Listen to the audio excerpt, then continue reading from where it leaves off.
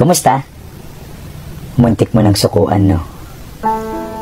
Pero, tingnan mo, heto ka pa rin.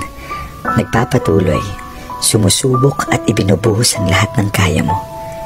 Alam mo, bilib ako sa'yo.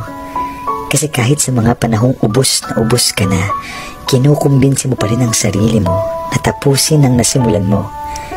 Malay mo, bukas makalawa, ibigay na rin ng Diyos ang pagpapalang inaasam-asam mo. Basta tiwala ka lang sa kanyang plano at tandaang may mga naniniwalang kakayanin mo.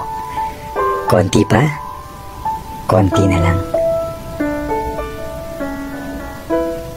Alam mo bang sobrang hirap maging isang ina? Minsan gusto niya sumuko na lang dahil sa sobrang daming problema. Sobrang daming responsibilidad na hindi pwedeng iasa sa iba. Minsan nakakaranas pa siya ng panghusga. Kapag nagkasakit yung anak, sasabihin kasalanan niya. Kapag pinalo yung anak, grabe daw magdisiplina. Minsan hirap silang mag-budget dahil hindi sapat yung panggastos. Minsan napipilitan siyang mangutang lalo na kapag kinakapos. Pero imagine, kahit sobrang hirap ng sitwasyon, nagagawa niya pa ring mairaos. Hindi na makagala masyado, hindi na rin nabibili yung mga gusto. Bilang nanay, kinakaya niyang magsakripisyo. Yung pagluluto, yung pag-aalaga, yung paglalaba, hindi kasi yun nakikita ng iba. Ibigay mo lang yung sweldo mo sa misis mo, mabuting tatay ka na. Samantalang siya, madapa lang yung anak niyo, pabaya na kagad siya. Makita lang makahalat yung bahay, wala na kagad kwenta. May mga saloobin siya na hindi niya magawang mailabas. Kinakaya niya yun lahat, kasi dun siya sa anak niyo humuhugot ng lakas. Isang tingin lang sa anak niyo, nakakalimutan niya lahat ng problema. Nakakapagod maging isang ina. Pero kahit suko na siya, hindi siya pwedeng magpahinga.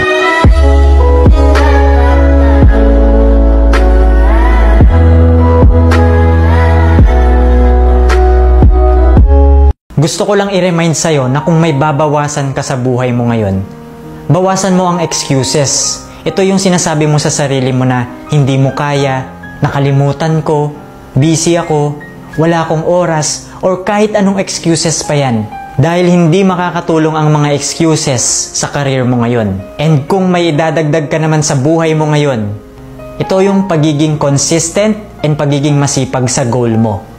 Tandaan mo parati, less excuses, more consistency.